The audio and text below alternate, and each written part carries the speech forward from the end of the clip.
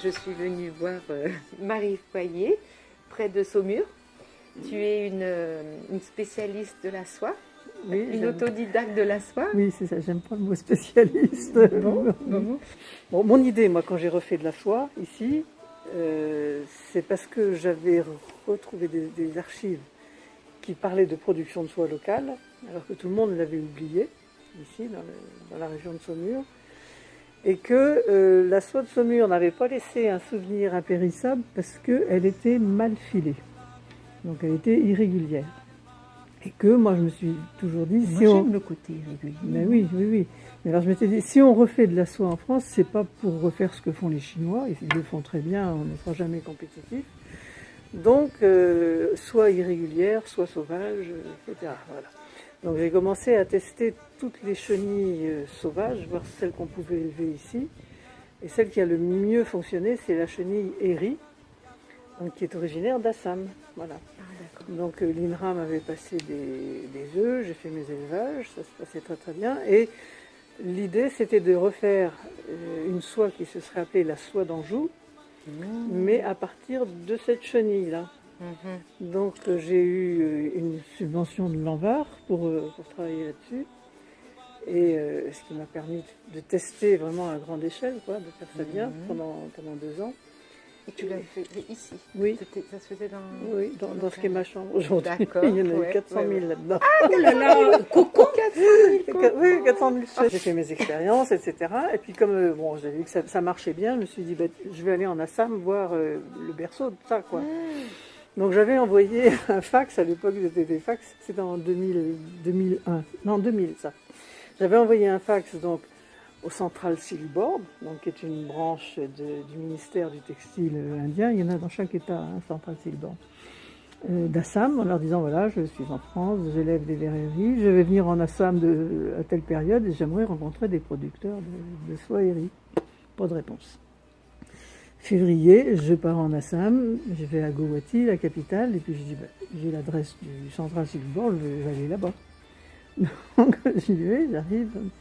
Ils disent ah, c'est vous qui nous avez envoyé un fax. Attendez. Alors ils vont chercher mon fax et ils me donnent un autre papier qui était la réponse qu'ils devaient m'envoyer, mais le fax n'est jamais passé.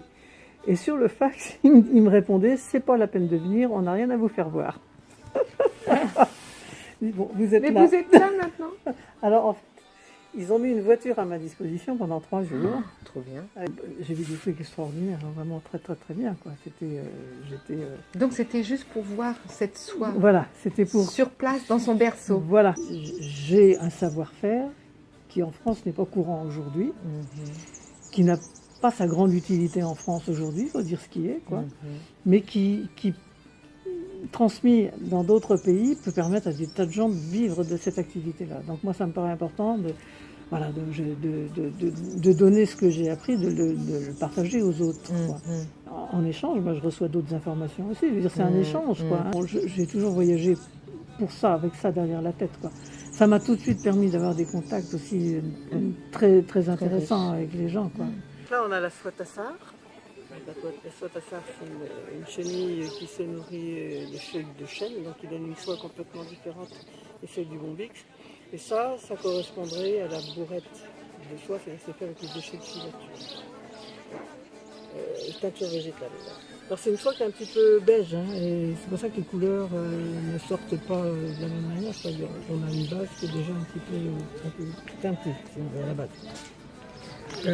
Ça, c'est fait à Madagascar, c'est un mélange laine et soie, une soie de bombix. Donc 50% laine, 50% soie, et le fil est retordu. Là, ça c'est du filament de soie, donc c'est le cocon qui a été dévidé et qui a été retordu après ça à 3 brins. Ça c'est de la bourrette. Donc ça c'est la soie du Laos, c'est la soie de bombix qui a été dévidée. Donc, quand je dis dévisé, c'est le filament. Le filament c'est vraiment la partie la plus noble du cocon, hein. C'est vraiment tout fait avec toute la longueur du cocon. Donc, c'est ce qui donne, ça donne tout de suite un fil qui est beaucoup plus soyeux, quoi. C'est le mot, hein, plus brillant et très très très très solide. Quoi. Donc là, on n'a pas le même aspect que là, parce que c'est juste une question de retors. Le retors a été fait différemment, les assemblages sont différents, mais à la base, c'est la même matière. C'est ça, voilà. Alors ça, c'est indien, tout cet ensemble-là. Donc, bon, ça, c'est une bourrette qui a été filée quand même à la main sur les petites charcas là qu'ils ont. Donc ça c'est une bourrette en un seul fil, ça c'est une bourrette en 2 fils, donc on n'a pas le même aspect. Voilà, là on voit bien la différence justement de... Il y a tellement de manières de travailler les fils, quoi. Donc ça c'est un fil simple, c'est un fil célibataire. Bon ça, là il y a déjà un retors, et le retors, ça donne un petit grain qui est complètement différent, quoi. Donc ça c'est du cocon entier, donc il y a de grandes longueurs, c'est comme ça, quoi, si on veut aller par là. Et filé aussi au rouet ou à la charca. Donc ça donne encore un autre aspect, une autre couleur, et puis un autre grain, quoi. Ça c'est de la soie tassar aussi filée à la main, donc le cocon entier. Donc le côté rêche naturel. Oui, ça c'est sa couleur naturelle. Le fil il est encore un petit peu rêche parce qu'il y a encore du grès, du cocon dedans. C'est obligatoire pour tenir le fil. Et on le travaille encore avec un peu de grès et c'est uniquement après, quand on a soit tissé, soit tricoté, qu'on va faire bouillir le fil pour enlever toute cette colle et là ça redonne toute sa souplesse. Tassar aussi, mais tassar pédoncule, donc ça c'est déjà beaucoup plus rare. Le cocon tassar, il est rattaché dans l'arbre par un petit pédoncule qui fait 7 cm. Et ça, c'est uniquement la soie du pédoncule, c'est traité à part. Elle est plus douce, plus...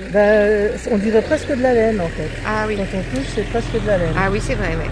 Donc elle est moins douce. Voilà. Donc ça, c'est fait mécaniquement parce que les fibres sont assez courtes quand même. D'accord. Mais il y en a qui les filent au rouet aussi. Bon, ça, c'est vraiment un fil classique de filature.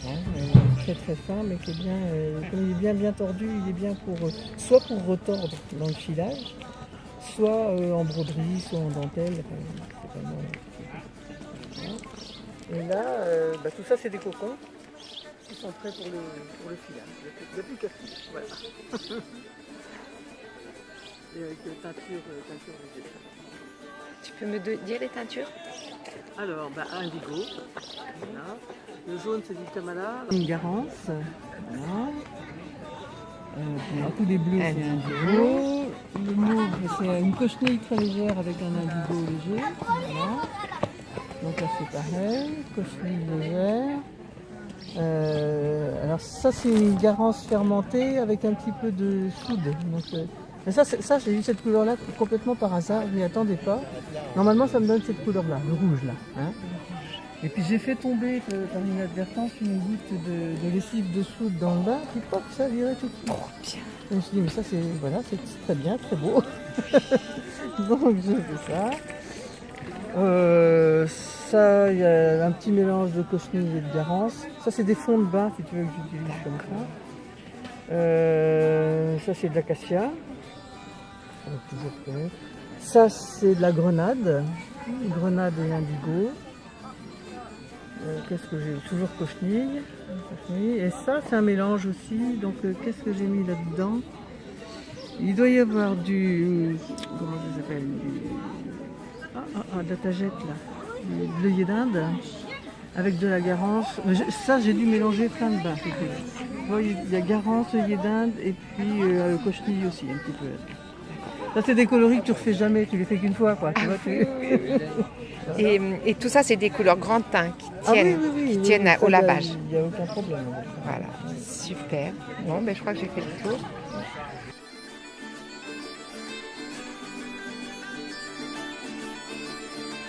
Che la figlia di bella figa che nati che non ne che me ne via pure la mamma di cia che nati che non ne mia figlia Lucia la figlia di bella figa che nati che me ne via pure la mamma di cia che nati che non ne mia figlia Lucia